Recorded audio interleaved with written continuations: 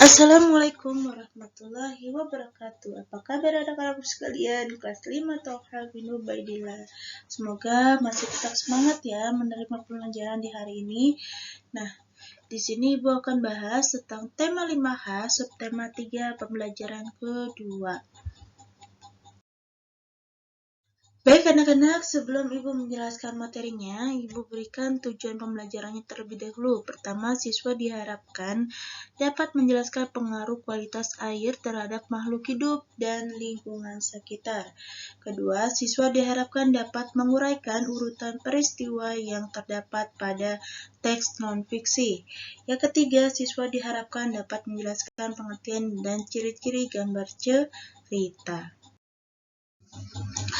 Yang pertama, kita buka halaman 86 membahas tentang IPA, menjelaskan pengaruh kualitas air terhadap kehidupan makhluk hidup dan lingkungan sekitar.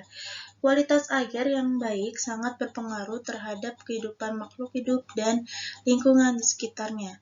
Kegunaan air sendiri bagi makhluk hidup antara lain bagi manusia dimanfaatkan untuk minum, makan, dan mencuci bahan makanan sebelum dimasak dan mencuci pakaian. Kedua, bagi hewan dimanfaatkan untuk minum, membersihkan tubuh dan mendinginkan tubuhnya saat berkubang, yaitu contohnya gajah, badak, dan kuda Nil.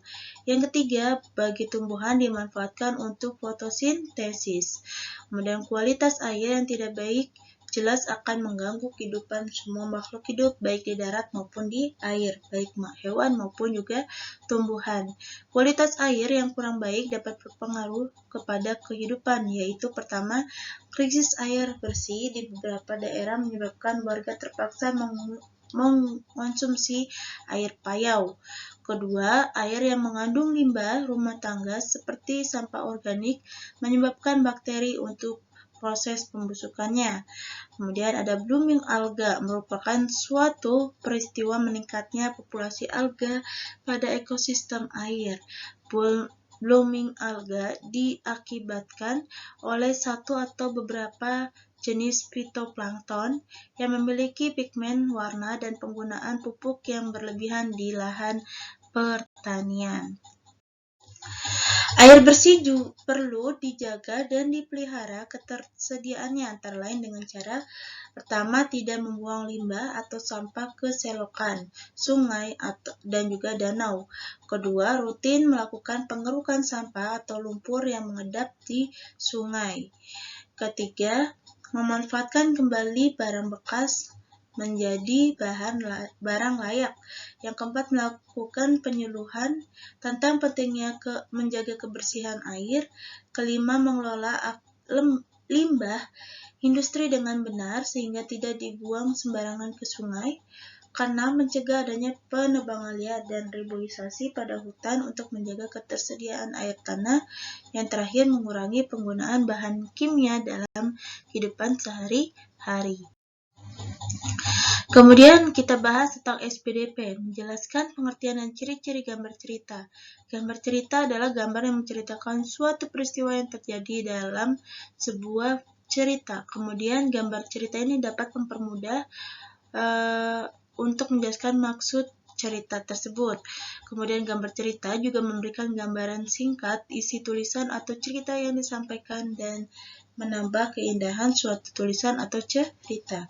Gambar cerita bermacam-macam seperti komik. Komik adalah gambar cerita yang disajikan melalui kotak-kotak yang disebut panel. Komik dijadikan sebagai media untuk menyampaikan informasi atau cerita yang menarik kepada pembaca. Macam-macam komik ada dua. Di sini ada komik strip berisi berapa kotak gambar komik. Kedua, komik humor atau komik lucu berisi hal-hal yang dianggap lucu oleh penulis. Baik anak-anak, demikian yang bisa Ibu sampaikan dari pelajaran ini. Di sini ada tugas paket tematik, yaitu mengerjakan halaman 90 dan 91. Silakan dikerjakan anak-anak ya, nanti akan Ibu nilai setelah pembelajaran ketiga ini selesai. Akhir kata, wabillahi taufiq wal hidayah. Wassalamualaikum warahmatullahi wabarakatuh.